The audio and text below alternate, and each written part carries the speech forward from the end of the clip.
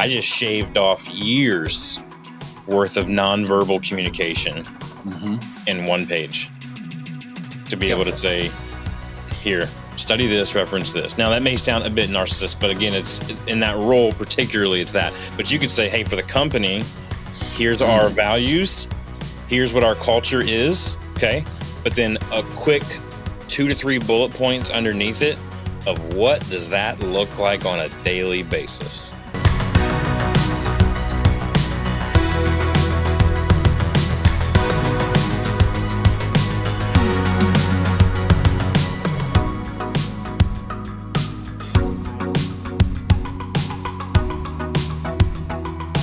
Welcome back to the Culture Base Podcast. I'm Dustin. He's Blake. We are the Culture Base, episode 89. Today we're talking effective onboarding strategies that actually reinforce your company culture. Imagine that.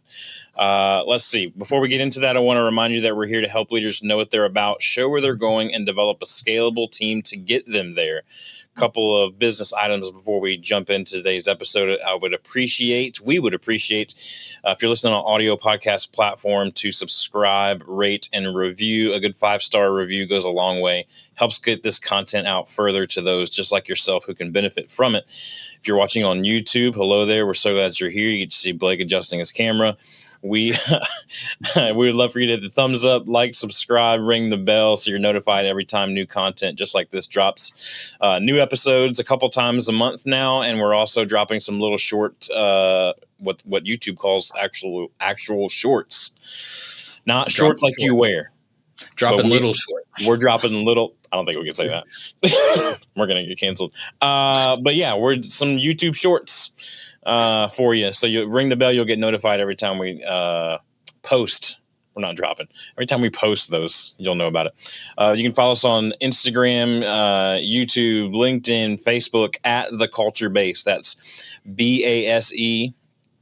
Speaking of the way to spell it, you can also go to theculturebase.com/strategy and get a free 30-minute strategy session with us. Any of the topics that we've been covering in these 89 episodes so far, or anything centered around how to develop a scalable team in your organization through the lens of culture, or should I say through the base of culture. See what I did there?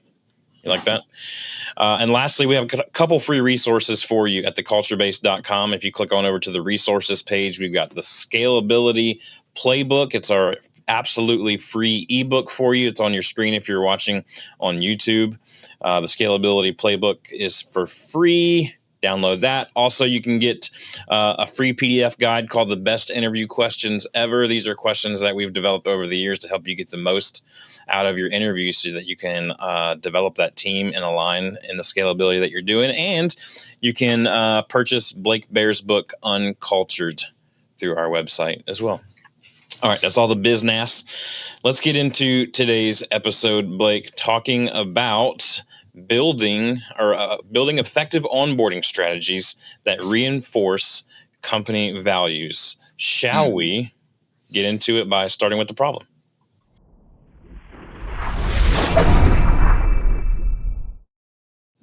I love that I just started talking and all of a sudden that thing just kicked in. It was like the problem. I wasn't ready for it. And I was like, oh, the problem is you need to wait, Blake. That's the problem. Anyway, hi.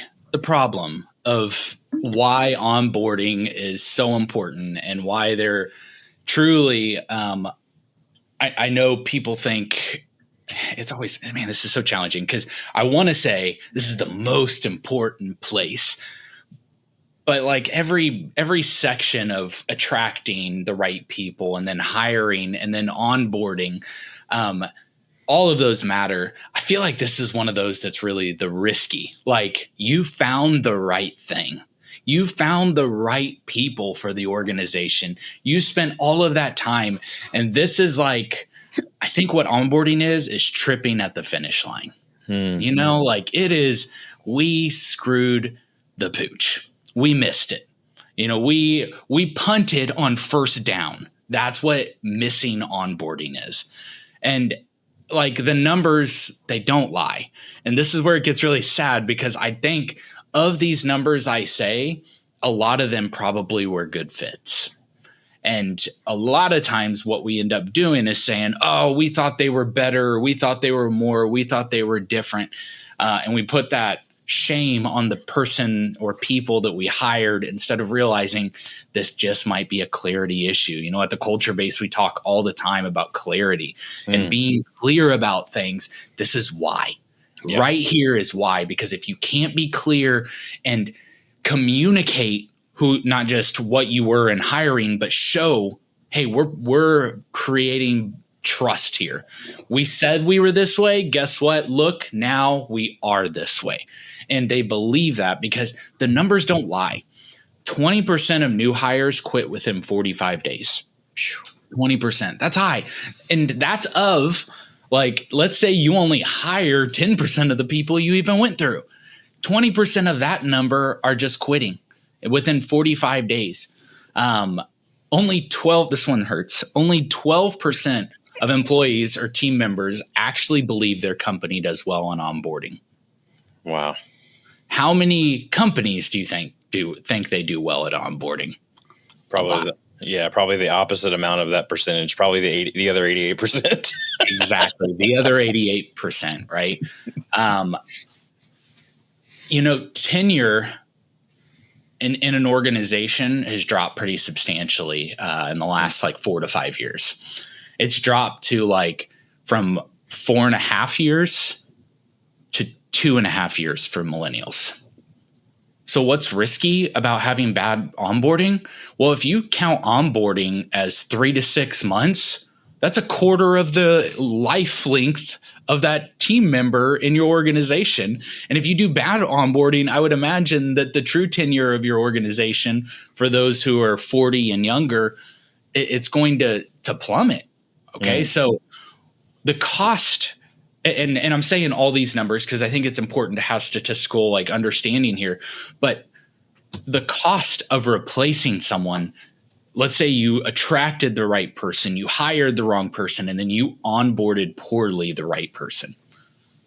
The cost of replacing that one person is anywhere from 50 to 200% of their annual salary. I know that's a large number and a large delta between 50% and 200%. But the thing I want to note is it's a lot. That's a ton of money to have to now replace that person that if you would have just crossed the finish line, you would have just on first and down went for it instead of punting, we'd be a lot further. Okay. And you would not be spending that 50 to 200%. So I think the number is 88%.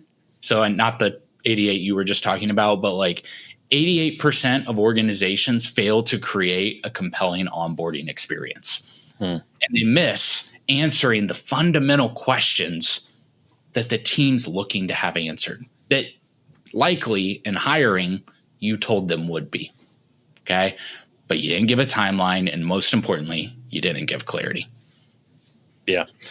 Yeah. I mean, I think the problem here is one of the problems here is that organizations have this well, if they're smart enough for us to hire them, then they're smart enough to figure it out.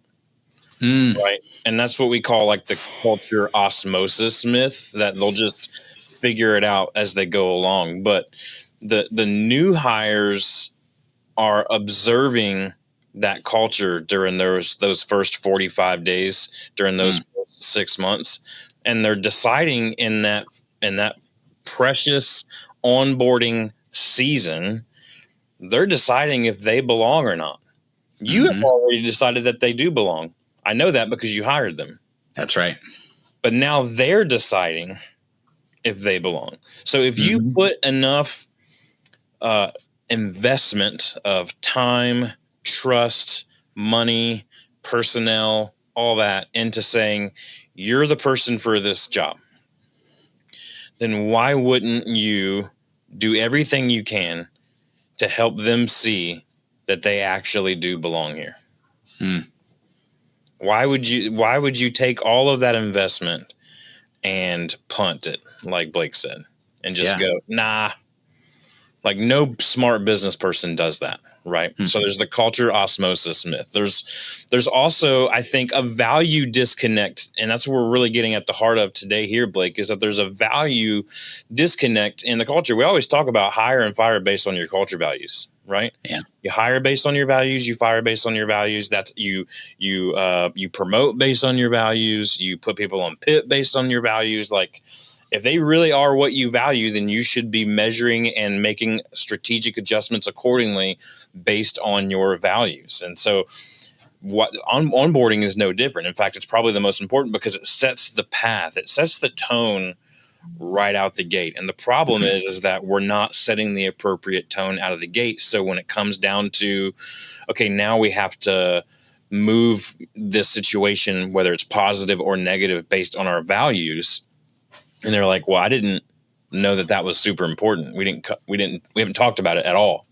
Yep. We haven't talked about it. We haven't shown what that looks like in everyday practice, like any of that. We haven't shown it. So there's a disconnect there. Before we move on out of the problem, do you have anything else you want to add before I'm going to wrap up the problem? Yeah. Yeah. No, I think it's so important to know. Okay, real quick. I'm a Notre Dame fan, which means I do not like Ohio State. Okay. Just throwing that out there. Don't know what, grouping of our listener base just quit, but I am not an Ohio State fan considering they beat us in the finals this year. It was a bummer. However, if you're an Ohio State fan and I say OH, what do you say? IO. Okay. I heard the disdain in my voice. You made me say that. I know. I can't believe you actually did say it. But if I'm a brand new Ohio State fan and I showed up at the stadium and all of a sudden they're doing that, I don't know what's happening. I don't understand the culture that has been created for years. I'm walking into an environment where I'm excited about the game, but there is a culture behind the game that supports the game. I was out in Chicago recently and we were with Second City, the big comedy improv group. Yeah. And then they were doing a business session or whatever. And we all stood in this circle and he said, all right, we're going to play a game. And then he just started playing. It was like he would look at someone and he'd say, blue pants. And that person would just look around like, blue pants. And he goes, that's not how you play the game. And then all you're trying to do the whole time is figure out how the game is played so that you can play the game. Yeah. That's what he said at the end was, and he kept changing the game, by the way. So the game would play and then the game was done. Then it was a different game and it was a new game. And what he said was, if you are having to explain culture that way, that's toxic. If you are having to show that culture is, and it is a game that everyone's trying to figure out what are the rules of the game. How do I, we talk about the garden analogy a lot.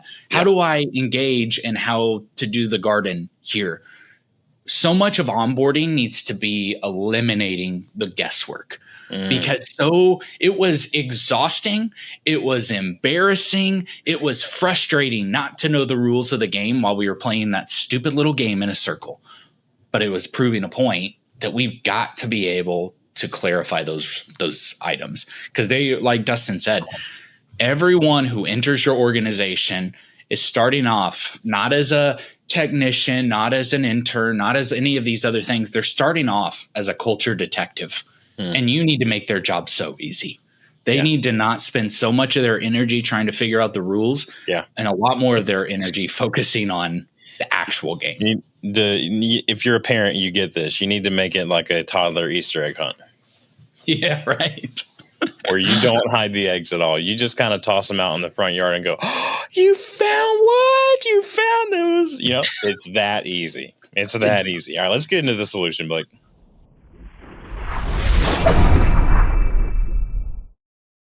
I think the first thing that's important for us to talk about is the culture performance connection and onboarding. We talked about measuring, right? Promoting, performance improvement, all this other stuff, hiring, firing based on the culture values. So I think it's important right out of the gate, Blake, to establish what the culture performance connection is in their role that they're about to get into. How has that played out over the years for you and your organizations to be able to kind of set that tone right out the gate? Yeah, I think you can't start like in your hiring being like, here are our core values, and then not day one start with the same mentality. Like, hey, we know you've slept since then. We know that the truth is we're going to have to say these things 7 to 300 times. And so we need to do our due diligence of very much clarifying, hey, these values are not a joke.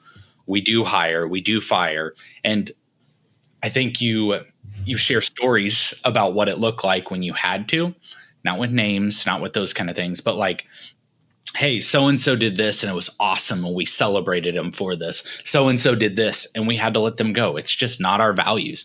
And you give real life examples so that you're not like, hey, so if you're not a barrier breaker, you're out of here. Like, what the hell does that mean? Barrier breaker is your own language. You got to start translating what the language is from what we know as barrier breaker or something like that kind of value to what they know, right? Like the way you teach in anything is if I'm teaching trigonometry to a 7-year-old, I'm not going to use algebraic terms. I'm going to try to figure out what they know about a tree or about an octopus. And I'm going to explain trig that way. Or, like, oh, those little square pegs you put in round holes? Let's talk about that. You have to start with something that is elementary in their understanding to something that is going to make sense. I think it's also important to explain, like, especially managers, to come up with a 1-pager, something like that says, hey, I just want to give you a heads up. Like, this is how I tend to communicate. This is how I process. This is how my pace is, because we don't get all that right out the gate, right? Like, we don't get all those things from someone who we just hired and we're onboarding. We don't know what their pace is. They may be like, I'm high paced. And then all of a sudden you realize they're not high paced, but they need to know you're high paced. Right. What you got? Yeah, I did this recently. Hired a virtual assistant, and I developed what I deemed as like Dustin's manual. So like, if you want to understand me and how I think and how I work, because you're working for me, and an assistant's job is very me centric, right? So if you want to do that, here's how you work with me, and here's how I operate and how I think. I just shaved off years worth of nonverbal communication when you're stuck on a job site somewhere. Yep. What does that look like? And give examples. And that 1-pager solution, it's a bit more of an action step, but I think we're going to kind of be combining those anyway. Can really push it forward. I think another key point here, and I'll just hit on this briefly, something that the Culture Base has done with some of our clients already, is we've really focused on the pre-onboarding and the first day experience. We've really put a lot of emphasis on that because, like Blake said earlier, 20% of turnover happens in the first 45 days. And most of those have already started to tilt in favor or against in the first 24 hours. Yeah. Right?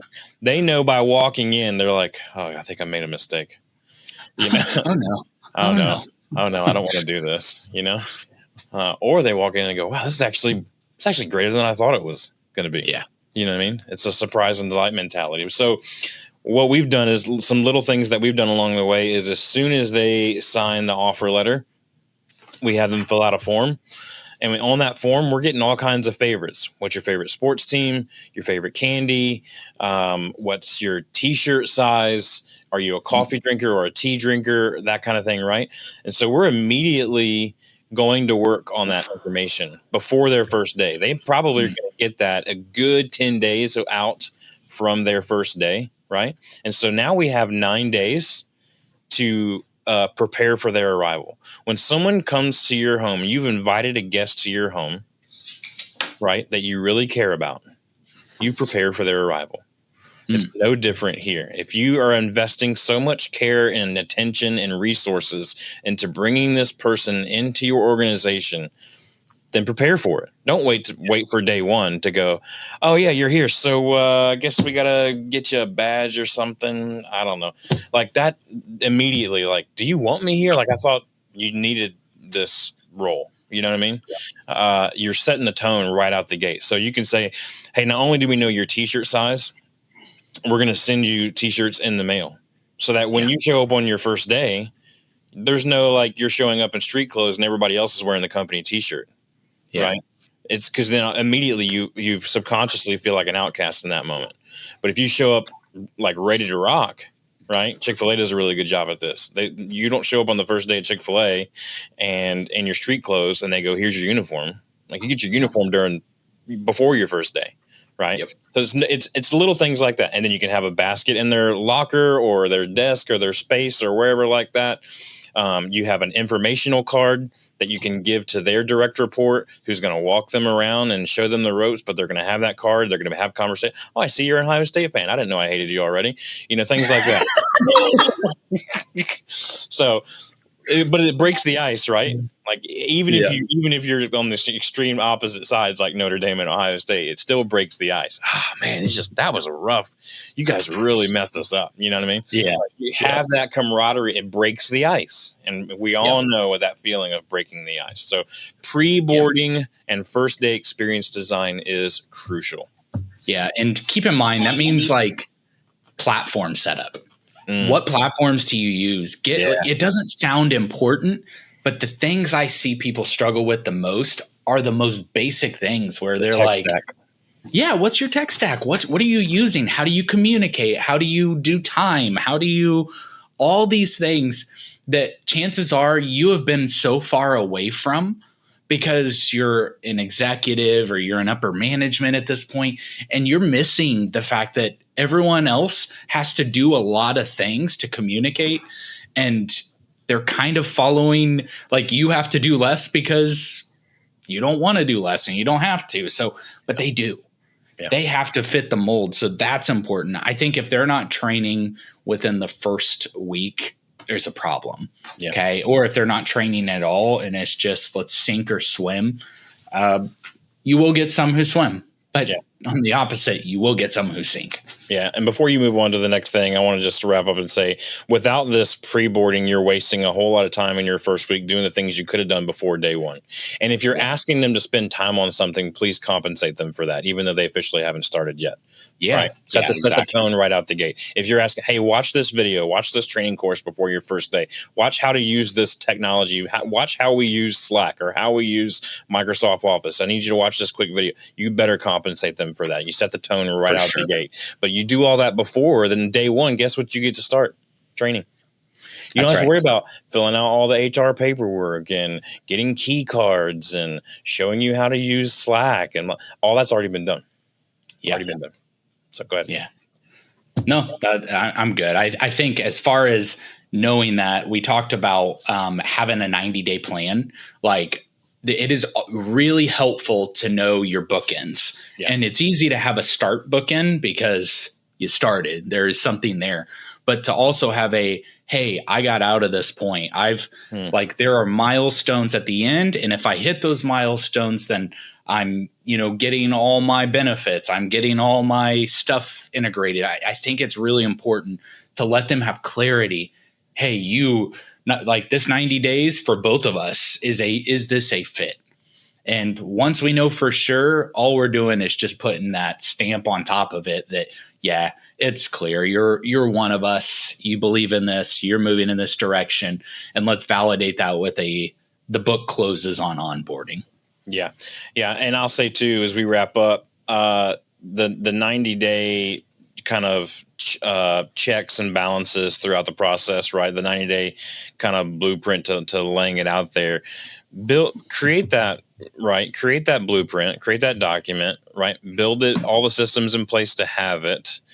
But once you do that, reevaluate that constantly. One good thing I would say is to ask the people who have, when you say, okay, you're onboarded now, they immediately should be either interviewed or have a survey or whatever about how that onboarding process was for them. Don't wait until the end of their first year. They're going to be like, I kind of remember you being a jerk, but I don't, they're not really going to remember. Ask them as soon as you go, okay, you're fully onboarded now. When that process is, when that 90 days is up and you're having a 90-day, make that part of your first 90-day review. Hey, how was onboarding for you? Is there anything that, if we had a chance to do it over again, is there anything that you wish we would have done differently, and take that into consideration and always be getting better and always be refining that process. Anything else, Blake, you want to say on this whole topic episode today? A lot of us have stuff in place already, and it's almost like, because I had a plan, I must be okay. Like, it's like very binary. True or false? You have an onboarding plan. True. All right, you get a sticker. I constantly, I love culture. That's why we have an organization called the Culture Base. But when I look at my organizations, I know that I am not doing a great job as a leader, as a CEO, as a culture leader in this industry if I'm not constantly auditing and looking back. Okay. Yeah. The whole concept of what got you here won't get you there, that stays true in all areas of our businesses and all areas of our teams. What got us where we are takes more. Think of it like parenting again. We go back to this all the time. How I was a parent to my toddler is not how I am a parent to my teenager. Yeah. It's got to change. It's got to evolve in a transformational way. Yeah. So does the things you have, which sounds hard. It sounds annoying, sounds arduous. That's why we say hire the Culture Base. That's right. And that's a great way to wrap up. You can go to theculturebase.com/strategy for a free strategy session. We can talk with you specifically about your onboarding and how to implement some of the ideas that we talked about in today's episode. Also, while you're on the website, don't forget to pick up your copy of the Scalability Playbook. It's a free ebook that we've put together just for you. So pick that up. Absolutely free. It's yours. Next time we're back, episode 90. We're going to talk about the ROI of culture. All leaders want to know, look, if I'm going to invest time, resources, manpower, finding all this stuff, right? We're going to invest all that stuff. What's the ROI that we're going to get back on that? And so we're going to talk specifically in the next episode how to measure culture's impact on your business's performance, on your bottom dollar. Cannot wait to talk to you about that next time on the Culture Base podcast. Have a great week.